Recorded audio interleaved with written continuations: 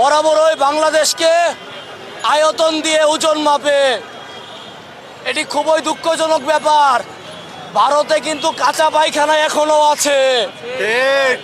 সুতরাং আয়তন দিয়ে আমাদের ওজন মাপিয়েন না। আমরা ওই জাতি যেই জাতি ভাষার জন্য জীবন দিয়েছে, যেই জাতি বৈষম্যের বিরুদ্ধে হাজার হাজার ছাত্র জনতা রাজপথে নেমে বুকের তাজা রক্ত বিলীন করে দিয়েছে এবং বিজয় অর্জন করেছে, এবং এই দেশ থেকে ও তার দূষর শেখ হাসিনাকে বাংলাদেশকে বিতাড়িত করেছে। সুতরাং দিল্লিকে আমি বলে দিতে চাই, আয়তন দিয়ে আমাদের সক্ষমতা মাপতে আসবেন না। আপনারা যদি আমাদের দিকে শকুনের চোখে তাকান, তাহলে আমরা আপনাদের দিকে বাঘের চোখে তাকাবো। আপনারা যদি আমাদের মানচিত্র চিবিয়ে খেতে চান, আমরা আপনাদের পুরো ভারত ভূমি চিবিয়ে খাবো। ভারতীয় আগ্রাসন এবং ভারতের যে দাদাগিরি তা আমরা ৭১-এর পর থেকেই স্পষ্টভাবে দেখতে পেয়েছি।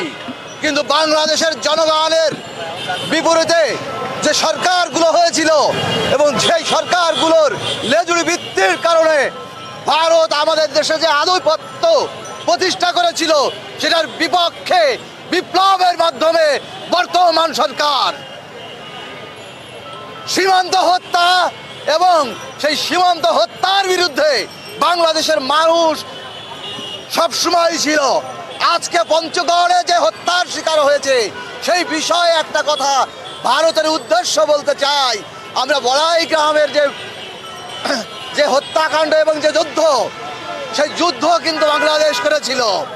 বাংলাদেশ প্রতিষ্ঠা হয়েছে রক্তাক্ত যুদ্ধের মাধ্যমে এবং রাজপথে আন্দোলনের মাধ্যমে বাঙালি জাতি প্রতিনিয়ত তাদের প্রকাশ করেছে। তাই ভারত নামের যে বৃহৎ রাষ্ট্রের কথা বলে হিন্দুত্ববাদী বিজেপি নিজেদের প্রকাশ করতে চায়, তারা যে ভূখণ্ডে বসবাস করে সেই ভূখণ্ডের ভেতরে নিজেকে স্থির রাখতে পারছে। আমরা একটা কথা বলতে চাই, ঐক্যবদ্ধভাবে আমরা ভারতের বিরুদ্ধে থাকবো এবং বাংলাদেশকে সমুদ্রে রাখবো।